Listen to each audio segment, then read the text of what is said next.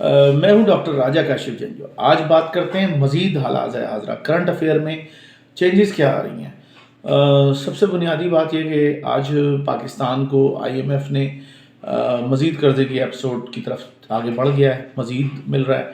अब इसमें भारत में बड़े मसले पैदा हो गए हैं।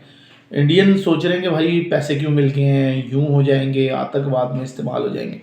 तो मैंने हमेशा इंडियन से एक ही क्वेश्चन किया है कि भाई आप बताएं कि आप कह रहे हैं पाकिस्तान में आतंकवाद हो रहा है, अटैक्स हैं, चीज़ें, तो भाई ये समझा दें सादा लफ्ज़ों में।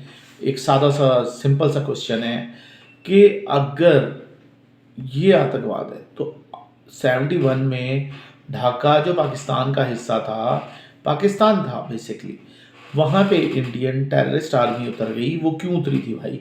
सादा सा क्वेश्चन है, सिंपल है, जवाब दे दें। अगर किस लिए गए आए थे, उनका कोई सेंस ही नहीं बनता था। आपका एक अलग कंट्री है, आपका अलग देश है, पाकिस्तान एक अलग मुल्क है, दोनों का कोई संबंध नहीं है, कोई तुलना नहीं है, तो फिर क्यों आए? तो आप कहेंगे हम ये कर देते हैं, पाकिस्तान में इश्यूज़ हो रहे हैं, और कश्मीर में जब आप बैठेंगे तो फिर ये सब कुछ तो होगा।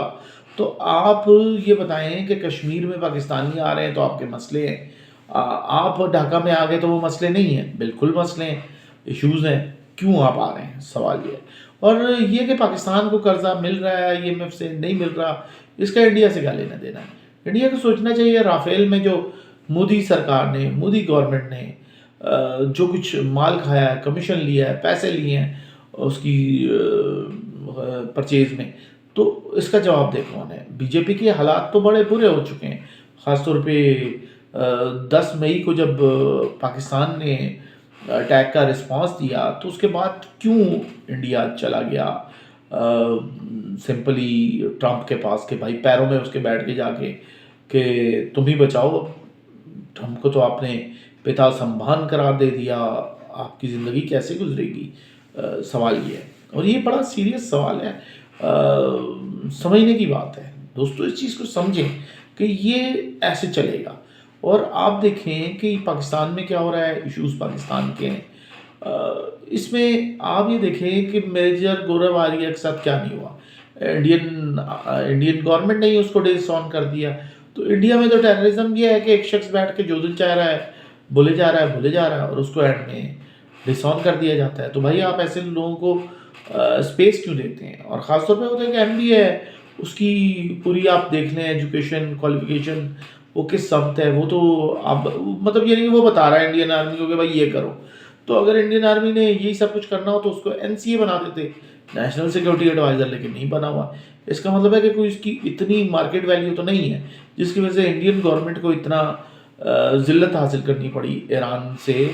ईरान ने तो इसके ऊपर बड़ा ठीक ठाक बात की है कि हो क्या रहा है। अच्छा, एक और चीज़ मैं कहता हूँ कि आपको लगता है कि ताकतवर देश कौन से हैं? पाकिस्तान में सेना ताकतवर है, चाइना चले जाएं तो वहाँ भी सेना बड़ी ताकतवर है, स्ट्रॉन्ग सेना है। आप रशिया चले जाएं वहाँ भी ऐसा ही है। और आप देखेंगे इंडिया ने अगर स्ट्रॉन्ग होना है और वो चाहते हैं कि किसी जगह चाइना के साथ किसी जगह स्टैंड कर रहे हैं, तो इंडिया को मार्शल लॉ लगाना पड़ेगा। इसके अलावा उनके पास कोई ऑप्शन ही नहीं है। अगर आप समझते हैं कि मार्शल लॉ के बगैर इंडिया चल सकता है, तो इंडिया नहीं चल पा रहा। क्योंकि देखिए राफेल लेने गए, उसमें कमीशन खा लिया। कौन सी जगह है जहाँ इंडियन पॉलिटिशियन पैसे नहीं कमा रहा? इंडियन कभी फिल्म बनती है उंगली, कभी कुछ और बनती है। अन्ना हज़ारा की पूरी मूवमेंट है करप्शन के ख़िलाफ़, और अब तो पता चल रहा है कि करप्शन तो इतनी बढ़ गई है कि राफेल जब ख़रीदे गए, राफेल की परचेज़ हुई, डील हुई, तो उसमें भी पैसे कमा लिए अगलों ने। तो ऐसा क्यों कर रहे हैं, मुझे समझ नहीं आता। और फिर उल्टा पाकिस्तान को कह रहे हैं कि हम आपके यहाँ तो ये आतंकवाद। भाई आपकी तो पूरी फ़ौज ही आतंकवाद है, अपनी फ़ौज को लेके चलें। अगर आप नहीं लेके चलेंगे तो कैसे चलेंगे? मैं तो भारत की जनता से मेरा ये क्वेश्चन है कि आप सोचें कि ये आपके नाम पे हो क्या रहा है। और फिर दूसरा ये कि भारत में सनातन धर्म, हिंदू धर्म का जो उसूल है, वो तो ये है कि जो राजा होगा, जो क्षत्रिय होगा, वही राजा होगा।